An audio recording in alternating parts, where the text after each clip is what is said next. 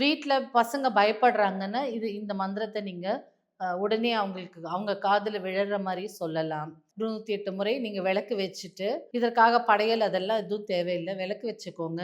காலையில எழுந்து விளக்கு வச்சுட்டு, வீட்ல ஒரு சாம்பிராணியும், தூப தீபம் ஆரத்தி பண்ணிட்டு, இந்த மந்திரத்த 108 முறை ஜபிச்சுட்டு, நீங்க பாட்டுன்னு எவ்ரிடே லைஃப கன்டின்யூ பண்ணலாம். இல்ல உங்களுக்கு வந்து ம் தண்ணீல இது நல்லா அந்த மந்திரத்த ஒரு 108 தடவ சொல்லி ஊதி குடுக்கலாம். இல்ல ஒரு விபூதியோ, இல்ல குங்குமமோ இப்டி உங்க கையில வச்சுக்கிட்டு, இந்த மந்திரத்த 108 முறை சொல்லி அந்த விபூதியை வீட்ட சுத்தி தூவி விடலாம். குங்குமத்த வீட்ட சுத்தி தூவி விடலாம். இந்த மந்திரத்த வந்து தகடுலயோ, இல்ல வீட்டு வாசல்லயோ, கதவுலயோ இந்த மந்திரிச்ச விபூதியால சும்மா ஒரு தண்ணீல குழச்சு இந்த மந்திரத்த எழுதி கூட வச்சுக்கலாம் கதவுல. ரொம்ப புரொடெக்டிவா இருக்கும்.